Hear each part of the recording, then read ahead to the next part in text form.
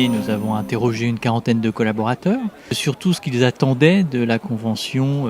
À partir de là, on a réfléchi à un concept un peu plus innovant que les conventions précédentes.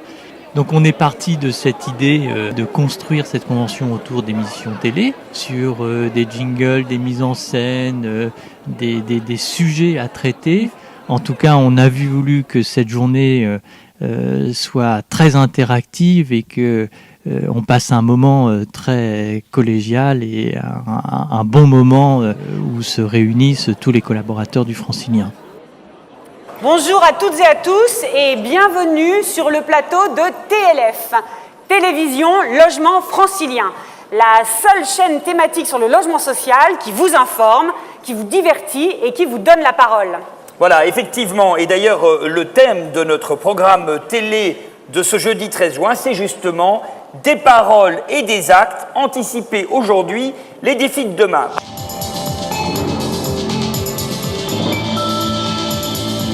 Le logement social reste un défi, comme nous le montre ce premier reportage où, à l'occasion du dernier congrès HLM, la ministre de l'Égalité des Territoires et du Logement, Cécile Duflot, expliquait les grands axes de sa politique. Regardez plutôt.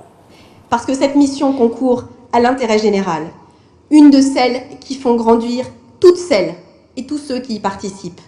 Les gardiens, les travailleurs sociaux, les monteurs d'opérations, les agents d'entretien, les directeurs et les directrices, les gestionnaires, les agents d'accueil ou les comptables, ou les ministres.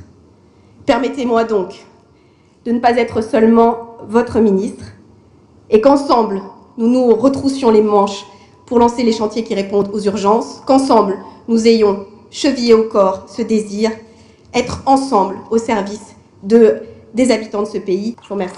Il faut produire du logement, et surtout en Île-de-France. La demande n'est pas identique sur notre territoire, mais c'est vrai qu'en Île-de-France, la demande est immense. C'est fort, oui. Il faut également veiller à l'adaptation existante de notre parc. Il faut offrir à nos locataires un service et des conditions d'habitabilité de qualité. Le locataire ne demande plus aujourd'hui simplement un logement. Il demande aussi tout un tas de services. Il demande aussi quelque chose d'ailleurs qui n'est marqué nulle part, c'est-à-dire il demande de l'humain. Et l'humain, c'est effectivement tous nos collaborateurs de proximité, les gardiens, les RGP, qui ont en charge ce défi à relever. Qu'est-ce que vous attendez de ce genre de manifestation ?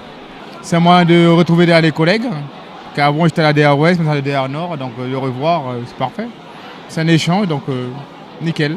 On est éparpillés, donc nous on est à Aulnay, il y en a d'autres à Paris, Sartrouville. Donc c'est bien de savoir qu'est-ce qui se projette et voilà. Et j'aime l'évolution, j'ai envie de voir ce que peut m'apporter demain le métier. 86% des habitants des quartiers qui font l'objet d'un plan de rénovation urbaine, d'un programme de rénovation urbaine, se disent satisfaits de vivre dans leur commune. Et enfin, dernier chiffre, 83% qui sont satisfaits des logements réhabilités. Votre avis sur les résultats de cette enquête ?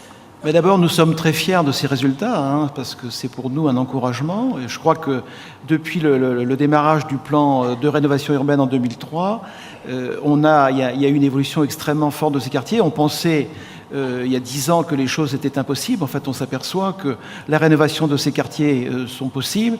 Et je crois que le meilleur gage, c'est effectivement l'avis des occupants de nos locataires et aussi du sondage que vous venez de faire à l'instant dans la salle, qui nous réconforte justement dans ce travail qui a été fait. Alors, c'était pas prévu, mais apparemment, nous avons un de nos reporters, Ludovic Fortin, qui est en direct, si je ne m'abuse. Vous êtes à l'antenne, Ludovic, vous êtes à l'antenne. Je peux vous poser une petite question ? Moi, quand je vais voir un maire, comme ça va être le cas à l'instant, je développe 4 axes en priorité. Le premier axe, c'est le professionnalisme. Le professionnalisme, c'est celui de nos gardiens au quotidien, présents sur les sites, qui savent gérer toutes les situations, seuls ou avec l'aide de leur responsable gestion patrimoine ou de l'agence. C'est aussi le professionnalisme de l'agence en matière d'attribution ou de toute autre demande administrative qui concerne un élu.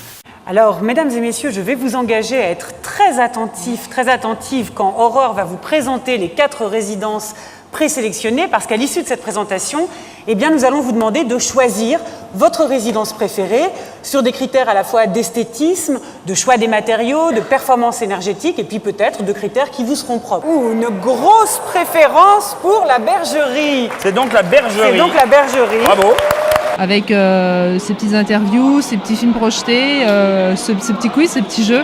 Je trouve ça intéressant en fait, ça fait participer en même temps le public de manière ludique.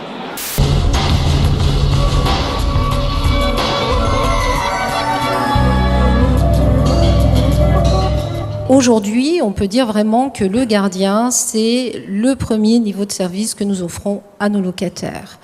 Et on le voit très très bien dans le film. C'est un métier très diversifié.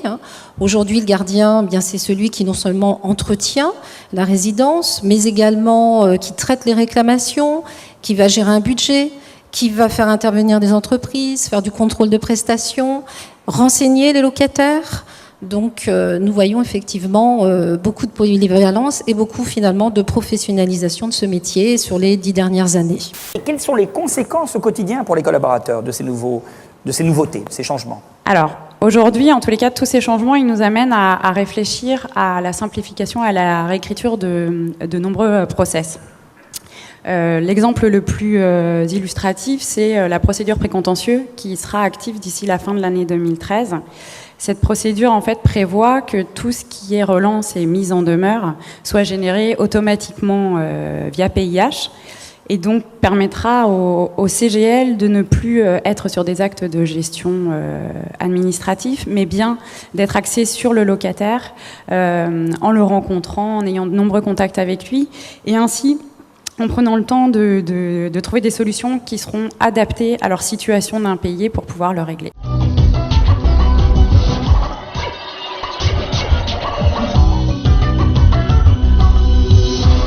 Première question, s'il vous plaît. Oui, alors j'ai une question d'un collaborateur qui demande s'il y aura des formations supplémentaires sur PIH. Oui, alors Stéphane Bardin, vous y répondez? Oui, bien évidemment. Au-delà des demandes qui ont pu remonter dans le cadre des tournées d'Omix qui ont été réalisées au sein des différents services et directions régionales, il était tout à fait envisagé de mettre en place des formations. Pour cela, d'ailleurs, 2 responsables formation ont été recrutés dernièrement au sein du groupe afin de coller au plus près des métiers qui nous concernent.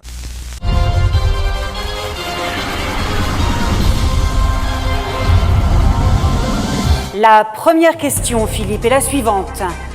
Combien y a-t-il de logements sociaux en France? Alors attention, le résultat, Sarah, qui va apparaître tout de suite sur notre écran. Le suspense est à peine soutenable. Eh bien, une grosse effectivement, majorité. Et c'était la bonne réponse, il y a 4,6 millions de logements sociaux en France. La forme, c'est pas mal. Comment c'est présenté en forme de JT, ça change. J'en ai fait une en 2009, c'était différent. Là, ça nous fait participer avec le questionnaire, les questions, c'est sympathique. Qu'on soit gardien, qu'on soit CGL, qu'on soit gérant ou DR, chef d'agence, que toutes ces personnes puissent s'y retrouver dans leur activité au quotidien. Donc je pense que c'est bien réussi parce que j'ai interrogé quelques personnes et les retours sont plutôt très positifs. On est au courant des mesures qui seront mises en place, donc on commence à se préparer moralement, ce qui est important. Personnellement, je suis secrétaire d'accueil, donc il y a pas mal de choses que je ne connais pas, que je ne vois pas. Et donc aujourd'hui, j'ai pu apprendre beaucoup de choses sur l'habitat, donc c'est très intéressant. Je pense qu'aujourd'hui, compte tenu des résultats que nous avons vus ce matin de l'enquête de satisfaction auprès de nos locataires, c'est le bon moment pour s'engager dans cette démarche de qualification. Sachant d'ailleurs que la certification va nous amener à écrire nos process qualité, que nous sommes, on l'a vu ce matin, au moment où notre système informatique nous contraint également à réécrire nos procédures en matière de gestion, l'un s'emboîte dans l'autre, je pense que c'était le bon moment pour engager cette démarche.